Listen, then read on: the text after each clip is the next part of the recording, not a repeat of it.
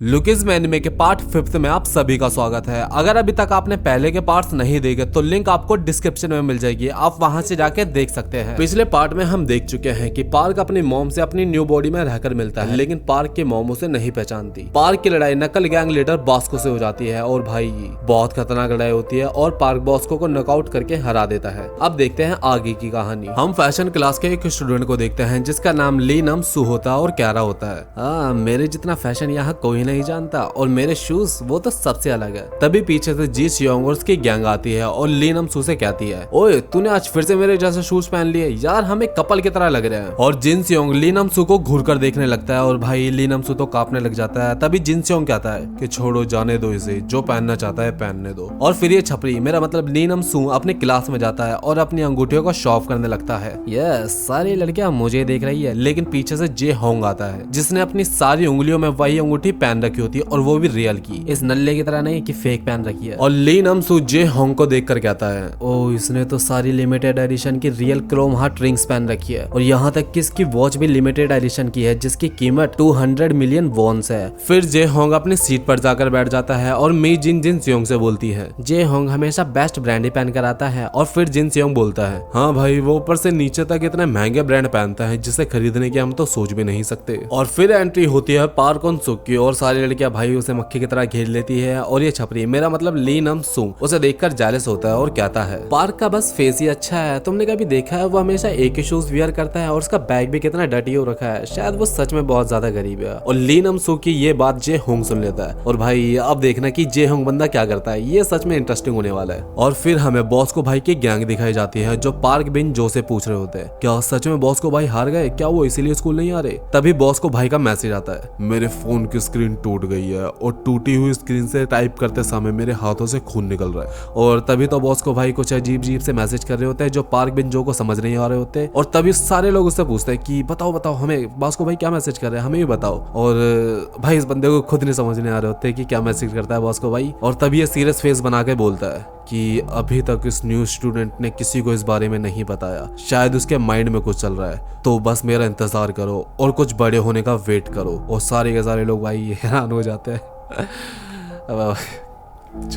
फिर हम देखते हैं पार्क ऑन सुक अपने स्कूल के कॉरिडोर में चल रहा होता है और वो देखता है कुछ लोग एक लड़के को बुली कर रहे होते हैं जो देखने में भाई एकदम मोटे वाले पार्क की तरह लग रहा होता है। फिर पार्क ये देखकर उसे बचाने के लिए आगे जाता है और सब लोग सोच होते हैं कि भाई अब तो लड़ाई होगी, लेकिन टीचर आ जाता है और लड़ाई नहीं होती। और पार्क उस लड़के को खड़ा करने के लिए उसके आगे हाथ करता है, लेकिन वो खुद उठ के बिना बोले चले जाता है। और ये सब कुछ होता हुआ जे होंग भी देख रहा होता है और जे होंग क्लास में बैठा कुछ सोच रहा होता है। तभी पार्क के मॉम का कॉल आता है, हेलो मॉम, बेटा तुम्हारी आवाज कुछ अलग अलग सी लग रही है। हाँ मॉम, वो थोड़ा सा कोल्ड हो गया, इस वजह से आवाज थोड़ी चेंज हो गई है। और पार्क शॉक होकर बोलता है, क्या सच में? मुझे नहीं पता था कि कल मेरा बर्थडे है। और ये बात जे होंग को पता चल जाती है कि कल पार्क उनसुक का बर्थडे है। और फिर हम अगले दिन देखते हैं पार्क उन्हीं दोनों के साथ लंच करता है जिन्हें बुली किया जाता था। तभी ये बंदा बोलता है, इसका नाम होता है पियोन ड्यूक हुआ। यार रैम करो भाई, रैम करो, इतना मुश्किल नाम मत दो यार। और ड्यूक हुआ बोलता है, तुम हमारे सामने इतना अच्छा क्यों बनते हो, हम तुम्हारी तरह पॉपुलर नहीं है और सबसे अजीब बात तो ये है कि तुम हमारे साथ लंच करते हो। और आसपास के सभी लोग बातें कर रहे होते कि पार्क इन लूजर्स के साथ क्यों बैठा है। और जिन सियोंग का ये बुली दोस्त बोलता है,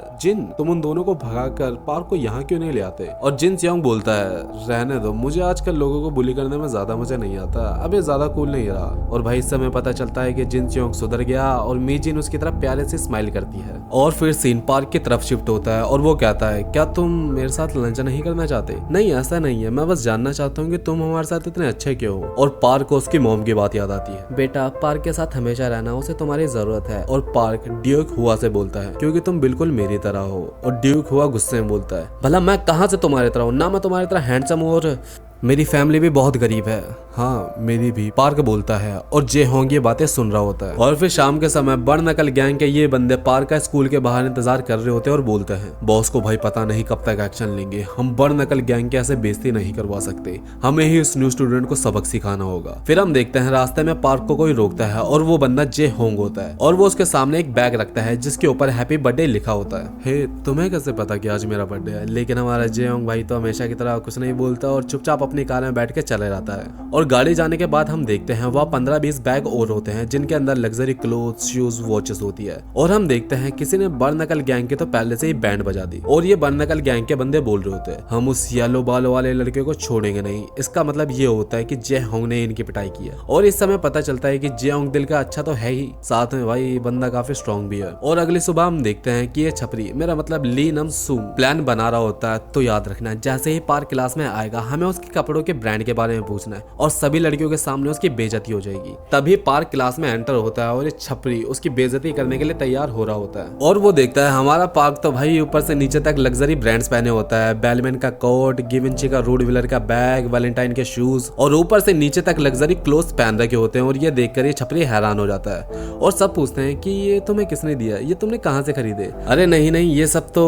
और पार्क जेहोंग की तरफ देखकर बोलता है ये सब तो मुझे मेरे एक अच्छे दोस्त ने गिफ्ट करे हैं। और ये सुनकर जेहोंग के फेस पर स्माइल आती है। और हमें एक स्टूडियो का सीन दिखाया जाता है जहाँ पे डे खुआ और उसको बुली करने वाले और लड़के भी होते हैं। मोटे तू क्या लिख रहा है? मैं इसके अंदर रैप लिखता हूँ, जो मेरे साथ बीती होती है मैं वो लिखता हूँ इसके अंदर। और वो सब इसका मजाक बनाकर चले जाते हैं। हाँ अपना टाइम आएगा, अच्छे लिरिक्स है, लिख लेता हूँ। और फिर हमें पार्क के घर का सीन दिखाया जाता है जहाँ पे मोटा वाला पार्क सो रहा होता है और हैंडसम वाला पार्क गुनगुनाते हुए खाना बना रहा होता है। तो गाइस आगे ये सीरीज और भी ज्यादा इंटरेस्टिंग होने वाली है, तो इस सीरीज को बिल्कुल मिस मत करना और चैनल को सब्सक्राइब कर लो और मिलते हैं नेक्स्ट पार्ट में।